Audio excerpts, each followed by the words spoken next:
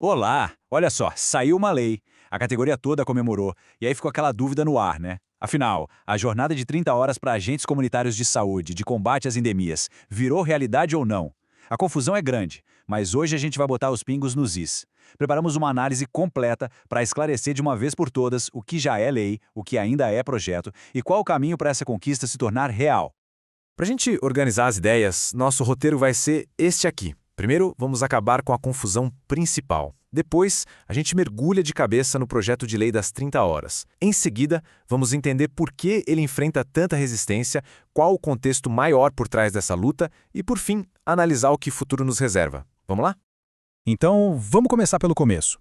A primeira coisa, e talvez a mais importante de todas, é a gente separar o que já é fato, o que já virou lei, daquilo que ainda é uma luta em andamento. Entender essa diferença é a chave para destravar todo esse debate.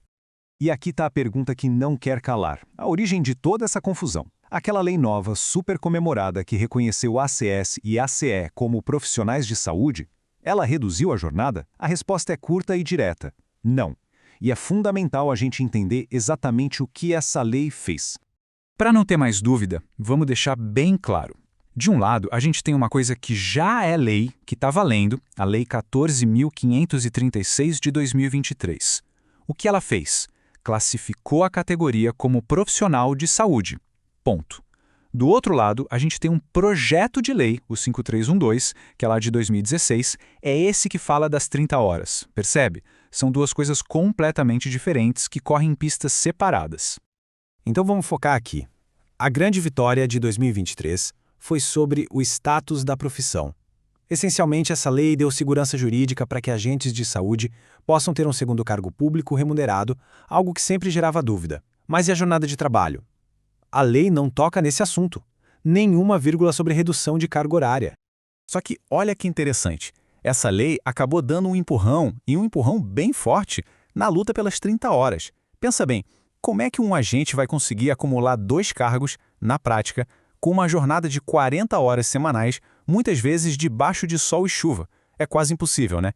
Então, a pauta das 30 horas deixou de ser vista só como uma melhoria e passou a ser encarada como uma necessidade para fazer valer um direito que já foi conquistado. Certo, agora que a gente já limpou o terreno e desfez a confusão, vamos falar do que realmente interessa. O projeto de lei que, de fato, pode trazer a jornada de 30 horas para a realidade da categoria. A proposta desse projeto de lei é bem direta, mas o impacto dela é gigante. A ideia é pegar a lei que rege a profissão, a 11.350, e mudar uma partezinha crucial. Hoje, o piso salarial nacional está atrelado à jornada de 40 horas. O projeto quer desamarrar isso e vincular o mesmo piso a uma jornada de 30 horas. Traduzindo em bom português, trabalhar menos horas ganhando a mesma coisa. O objetivo é esse. E por que essa mudança? Bom, a justificativa do próprio projeto não faz rodeios. Ela fala das condições de trabalho, do dia a dia na rua, enfrentando sol, chuva, frio, todo o desgaste físico e mental que quem está na ponta conhece muito bem. É o reconhecimento, no papel, de que a profissão exige muito. Mas essa caminhada não começou ontem. Esse projeto foi apresentado lá em 2016. Ficou um tempo amparado, quase foi esquecido na gaveta, mas recentemente ganhou um novo fôlego com aprovação na Comissão de Saúde. É uma vitória importante sim, mas o jogo não está ganho. A jornada dele ainda é longa e precisa passar pelos testes mais difíceis, as comissões de Finanças e de Justiça, que é onde a discussão sobre o dinheiro realmente acontece. E falar em dinheiro nos leva direto ao grande elefante na sala. Por que uma pauta que parece tão justa encontra tanta resistência? A resposta, em uma palavra, é orçamento. É o confronto direto entre a valorização profissional e as finanças dos municípios. De um lado da mesa, os argumentos da categoria são muito fortes. É sobre proteger a saúde do trabalhador, que está todo dia exposto a riscos. É sobre melhorar a qualidade do serviço prestado à população, com um profissional menos desgastado. E é também sobre alinhar a jornada com a de outras profissões da saúde que já têm esse direito. Do outro lado da mesa, a Confederação Nacional de Municípios acende o sinal de alerta. O argumento central deles é o financeiro. A conta é simples. A hora de trabalho do agente vai ficar mais cara e não tem dinheiro novo entrando para cobrir essa despesa. Eles falam do risco de os prefeitos descumprirem a lei de responsabilidade fiscal e usam aquela expressão famosa, é um mandato sem financiamento. Ou seja, o Congresso cria a despesa, mas não diz de onde virá o dinheiro. Para a gente entender de vez o tamanho do impasse, o número-chave é esse aí. 25%. A proposta significa pagar o mesmo salário por um quarto a menos de tempo de trabalho. Do ponto de vista de um gestor municipal, isso é um aumento direto no custo da mão de obra. E é exatamente aqui que a discussão emperra. Agora, um ponto fundamental. A gente não pode olhar para a luta das 30 horas como uma coisa isolada, perdida no espaço. Ela é uma peça-chave num quebra-cabeça muito maior, que é o movimento estratégico de valorização de toda a categoria. Pensa só, ao mesmo tempo em que se luta pelas 30 horas, tem a briga pela aposentadoria especial, pelo pagamento justo da insalubridade, pela implementação dos planos de carreira e, claro, pela formação técnica de centenas de milhares de profissionais. Uma coisa vai fortalecendo a outra. É um movimento integrado. E aqui está um exemplo perfeito de como tudo se conecta. A mesma emenda constitucional que reconheceu os riscos inerentes da profissão para justificar a aposentadoria especial, agora serve como um argumento de peso para as 30 horas. O raciocínio é lógico.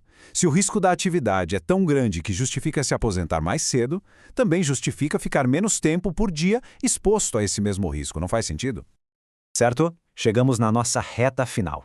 Diante de todo esse cenário, o que a gente pode esperar?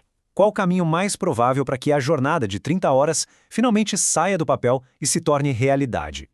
A grande pergunta que fica no ar é essa: como é que se quebra esse impasse?